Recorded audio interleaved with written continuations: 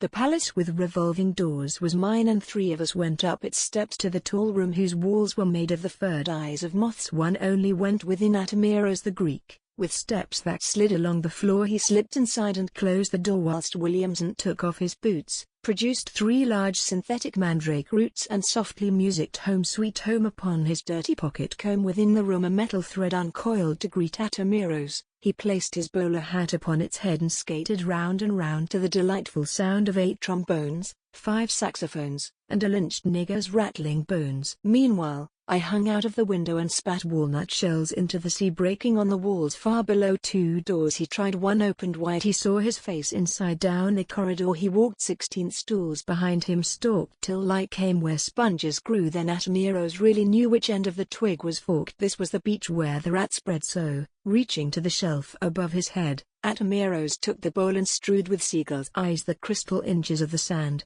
setting them in a bloodshot squint towards the blue Madonna whose thighs nipped close the heavy clouds above that grey and troubled sea. Tile soup of dead melt's bones, which washed with long whipped moan, the stumpy coral teeth of Fraser's Bay. But time was getting on. Atameros took out his watch. It fluttered from his hand, and minutes, like a cloud of nervous spats, brushed past him as the eyes closed down their lids, and I, still in my tower, lost vast sums at Crown and Anchor, for one was competing with the sun and the mailed sword he spat, and every globule turned to pearls that ill low-toned concentric whirls ran on before him till light came to that high room without a name where all things shift and yet remain the same.